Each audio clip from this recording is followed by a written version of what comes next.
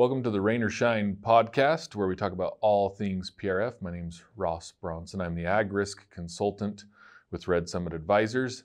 And today I'd like to talk to you a little bit about how do you determine if your land qualifies as hay ground.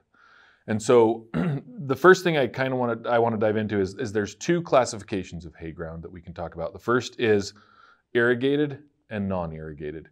Irrigated hay ground is pretty self-explanatory. It's cultivated land that you can irrigate and that you have a hay stand on, and that can be any type of perennial forage, right?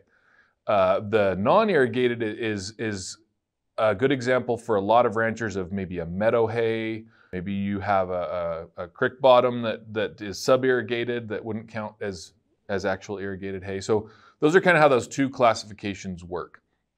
And the interesting thing about hay ground that you should probably note is the hay ground tends to have a higher county value. And what that does is, while it may increase your premium a little bit, it really can increase your indemnities for your hay ground.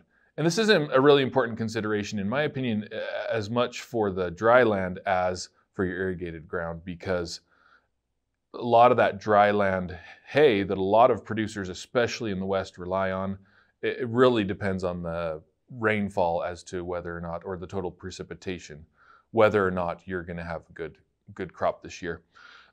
Another thing to note also is that if you do insure irrigated ground in particular, there is a few more things that need to happen is from the standpoint of documentation. They often want to see diversion points for irrigation water, and they may need to see your land designated as irrigated hayable ground through the FSA on their 578 form. So while there may be a little bit more that is involved, especially if your policy goes to review, in general, it's a really great opportunity to cover ground that is important for your forage, your harvested forage. And so a lot of people don't realize that PRF can cover that and don't have a crop insurance on their alfalfa stands. And so it would really be beneficial to talk to your agent or call us if you have some hayable ground that isn't insured, and we can put you in touch with somebody, and let's discuss how that could change the economics of your PRF policy.